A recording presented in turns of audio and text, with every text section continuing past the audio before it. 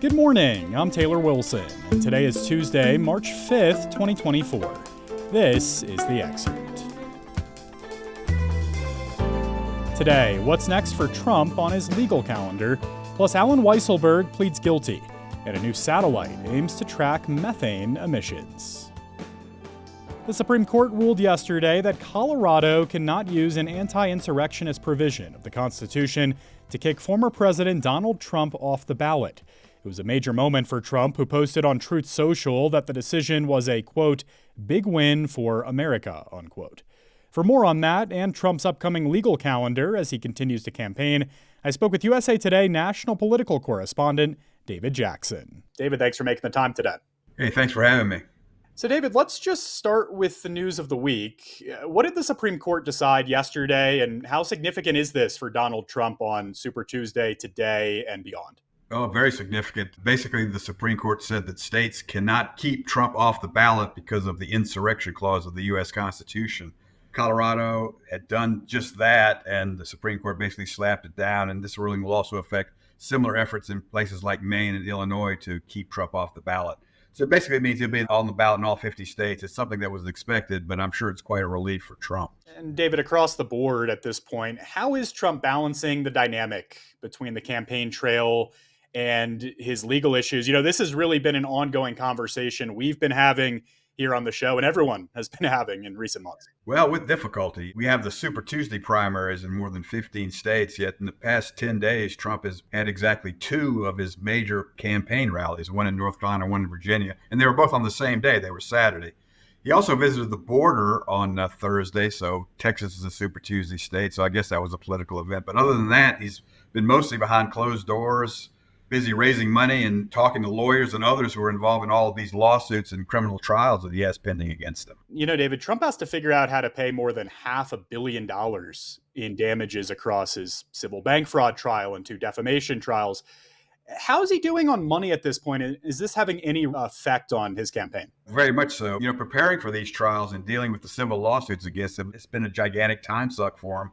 And one of the biggest strains on him has been the effort to try to get the money to cover his legal expenses and the fact that he's been assessed more than $500 million in damages in some of these civil trials. So he's not that liquid. So he's having a little bit of trouble coming up with the money. And one of the things he's working on is a plan to sell his Truth Social website that would net him, I'm told, $3 to $4 billion. That would cover some of his legal liabilities, but that deal hasn't gone through yet. So to answer your question, it's very difficult. He's having enough trouble raising campaign money to keep up with President Joe Biden and the Democrats.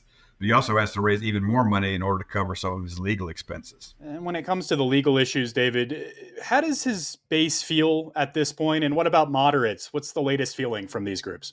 Oh, the base has been with him. And in fact, there's a school of thought out there that the indictments really helped Trump secure the Republican presidential nomination. A lot of his base were offended and upset by the indictment. So there's been a rallying around effect. So there's been tons of Republican voters who are still with Trump despite all of these indictments. They feel like it's a plot against him. Now, there's been some drainage from moderate voters and independents and moderate Republicans. Those are the folks who've been voting for Nikki Haley in all of these primaries. Now, it's not a particularly large number. It's only like 10 or 20%. But in the close election, 10 or 20% of the Republican vote, if it stays home or goes with Biden, that could definitely cripple Trump's general election campaign. So we expect a hush money trial to come up later this month. Refresh us about the stakes there, David, and what else is on the upcoming calendar for Trump. Well, it looks like it'll be the first of the criminal trials that come up against Trump. He's been trying to delay all four of his criminal trials, but he's had less success with this New York case that involves hush money. And basically, it's a complicated case. At its root, Trump is accused of paying hush money to some women to keep them quiet right before the 2016 election. Prosecutors are alleging that this amounts to an illegal campaign contribution, that Trump broke campaign finance laws by making these payments. It's a state case, even though it involves federal election law, so there's a lot of complexity about it. And it's generally considered the most minor of the criminal charges against Trump, but it looks like that's going to be the first one that's going to be tried. David Jackson covers national politics for USA Today. Thank you, David. Thank you. Alan Weiselberg, the former chief financial officer for the Trump Organization, pleaded guilty to perjury yesterday for lying at former President Donald Trump's civil fraud trial. Prosecutors in Manhattan District Attorney Alvin Bragg's office had accused Weisselberg of lying under oath when he answered questions in a deposition in May and at an October trial about allegations that Trump lied about his wealth on financial statements given to banks and insurance companies. Weiselberg will be sentenced to 5 months in jail, according to the judge, with sentencing formally set for next month. The perjury conviction could serve as a warning to other witnesses in Bragg's trial against Trump on criminal charges of falsifying business records to cover up hush money payments to women. That trial is set to begin on March 25th, and Trump has pleaded not guilty. Half of Americans who applied for loans in the past 2 years were turned down. That's according to a new survey from the personal finance site Bankrate.com. The findings come as banks have been tightening rules for lending money to consumers. Banks have tightened credit in response to the Federal Reserve's aggressive campaign to raise interest rates as the Fed battled inflation. Between March of 2022 and July of 2023, the Fed lifted its benchmark rate from essentially zero to over 5%, a generational high. Inflation reached a 40-year high in 2022. Tighter credit comes as more Americans are relying on borrowed funds to get by. Bankrate reported in another recent survey that around half of credit card holders carry a balance from month to month, up from 39% in 2021. You can read more with a link in today's show notes. A new satellite launched yesterday that will name and shame large-scale polluters while tracking methane gas emissions. I caught up with USA Today national correspondent Trevor Hughes to learn more. Hello, Trevor. Hey, good to be here. So, Trevor, let's just start with this. What is this methane-related satellite? This is a satellite that will measure methane emissions from oil and gas wells, from landfills, even from the proverbial cow farts that people tend to get upset about. Methane is a very powerful greenhouse gas, and this satellite will help measure exactly where it's being emitted around the world. So how much does this cost and who's paying for it? That's what's interesting about this. This is an $88 million project, but it's being funded by donors to the Environmental Defense Fund, which is a big environmental nonprofit. They are a worldwide environmental nonprofit. This is not a government. Now, they do have some partners from universities and from New Zealand itself, but primarily this is a nonprofit that is funding this research. So specifically, Trevor, what is the satellite's role as it pertains to methane and the climate? And also just, for folks who are not aware of methane, why is it such a big part of the conversation around climate solutions? Most people these days have sort of heard and understood that carbon emissions are very bad for the climate in terms of causing climate change. They trap heat in the earth. Methane is actually much worse than that. And methane comes in part from burning natural gas or drilling for natural gas, and it just sort of leaks out and enters the atmosphere and then traps heat in our atmosphere and making the planet warmer.